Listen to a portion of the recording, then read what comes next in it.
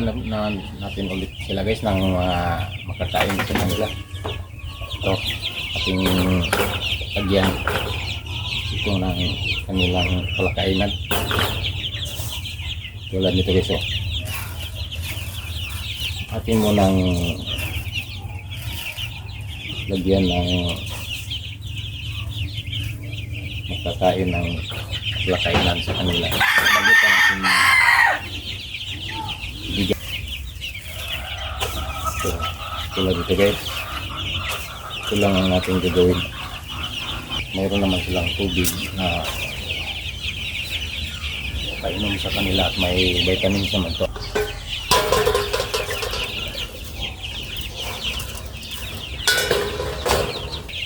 Atin na silang bigyan guys ng kanilang makakain.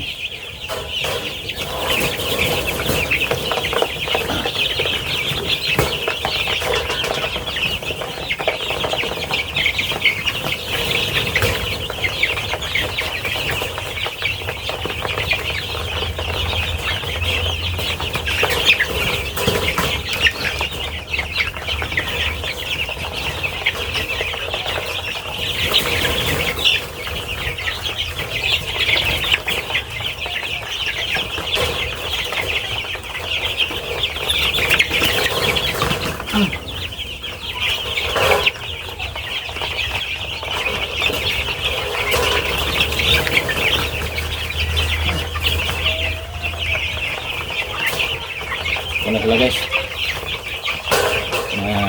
bigyan na natin sila ng kanilang pagkain.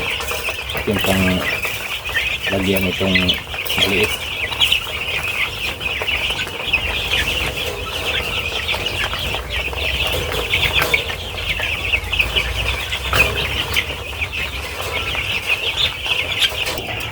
Dito naman guys, ang medyo malaki ating bigyan.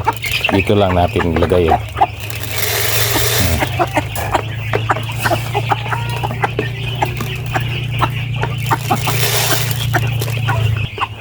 Ito lang siya. Terus kabila naman. So guys, madami pa rin pagkain sa kanila. Hindi nila naubos. Kaya kaunti na lang ang ilagay natin.